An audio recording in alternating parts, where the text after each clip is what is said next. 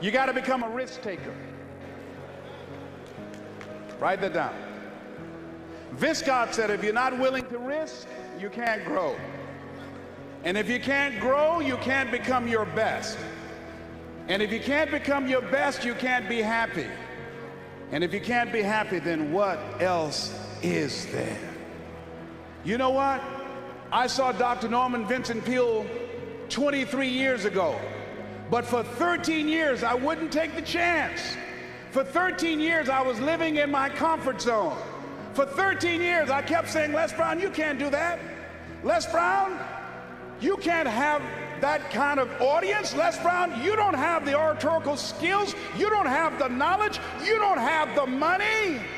I kept saying, I can't do that. There's an old African proverb that says, if there's no enemy within, the enemy outside can do us no harm. Bishop talks about the enemy in me. If there's no enemy within, how many of you know that you've been your own worst enemy? Raise your hands. So you've got to be willing to get outside your comfort zone. And no one could have told me that the willingness to get outside of my comfort zone, the willingness to fail, the willingness to try, to experiment, the willingness to take some chances, the willingness to do something I'd never done, that in the last 12 years, for 13 years, I didn't do it. I convinced myself I couldn't do it.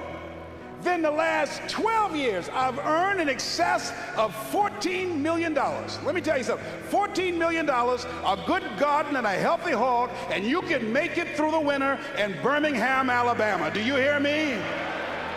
No one could have told me I have 2 books, Live Your Dreams, and It's Not Over Until You Win. No one could have told me, born in an abandoned building on the floor, labeled educable mentally retarded, no college training. No one could have told me I would have produced 5 specials for public television. That I'd had 3 years ago the highest rated, fastest canceled talk show in the history of television. Because I wouldn't do those conflict and controversy shows. No one could have told me. I had no idea that I could do what I'm doing right now. Let me tell you what I know about you, and I don't know you. You got greatness within you. One of Dr. King's mentors, Dr. Howard Thurman, said something one night. I was reading and I couldn't sleep. He said the ideal situation for a man or woman to die is to have family members standing around their bed, praying with them as they cross over.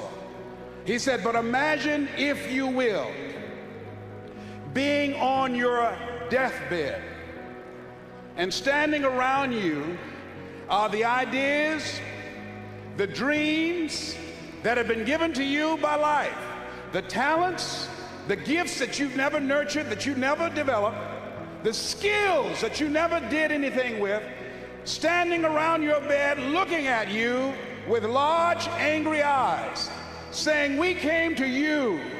Only you could have given us life. And now we must die with you forever.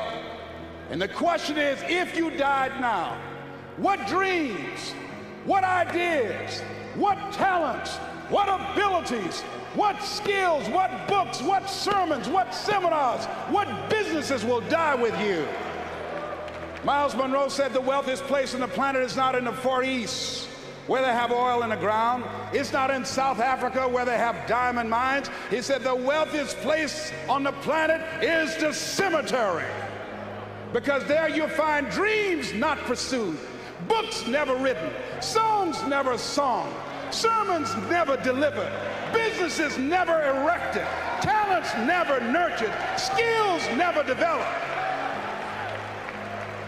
You survived 1 out of 40 million sperms. You were born to win. God wants you to be rich and wealthy and successful and to live the abundant life. You must affirm that for yourself every day. So as you look at yourself and you look at your life and you look at your circumstances, as you work on your goals and your dreams, here's some things I want to give you. Write this down. Hold yourself to high standards. See, what if Bishop T.D. Jakes had decided when he first received the idea of the Manpower Conference that it could not be. What if he had allowed that idea to die? We would not be here. See, many of you here, you are pregnant with some ideas. I'm telling you what I know.